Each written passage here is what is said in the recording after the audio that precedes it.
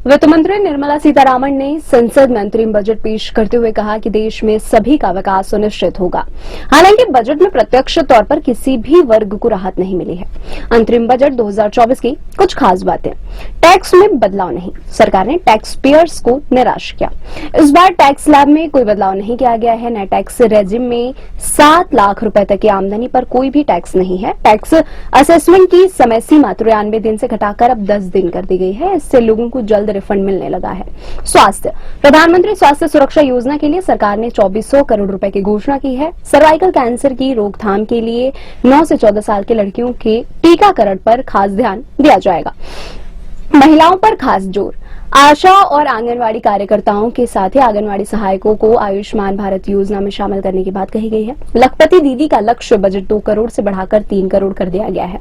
जनसंख्या नियंत्रण, इस बजट के माध्यम से सरकार जनसंख्या पर फोकस करने जा रही है। घोषणा के मुताबिक जनसंख्या को लेकर एक कमेटी का गठन किया जाएगा। पर्यटन पर जोर, वित्त मंत्री ने कहा कि लक्षद्वीप के विकास को बढ़ावा दिया जाएगा। इसके साथ ही वहां बुनियादी ढांचा बढ़ाया जाएगा। अन्य राज्यों में भी पर्यटन केंद्रों का व्यापक विकास किया जाएगा। गांव गरीब की बात, केंद्र सरकार द्वारा 80 करोड़ लोगों को मुफ्त राशन उपलब्ध करवाया गया। यह भी दावा किया गया है कि 25 करोड़ लोगों को गरीबी से बाहर लाया गया। अगले 5 साल में प्रधानमंत्री आवास योजना के तहत 2 करोड़ लोगों को घर बनाने की घोषणा की गई है।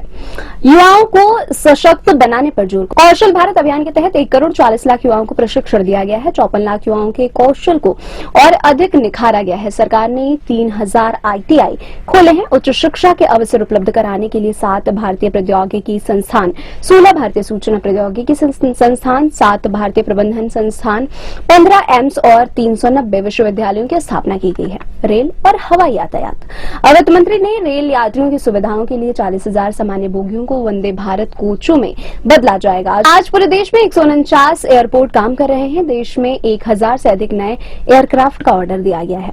किसानों को राहत, यूरिया सब्सिडी के लिए 1,64,000 करोड़ रुपए की घोषणा की गई है। किसानों का उत्पादन बढ़े और उनकी आय बढ़े, इस दिशा में खास प्रयास किए गए हैं।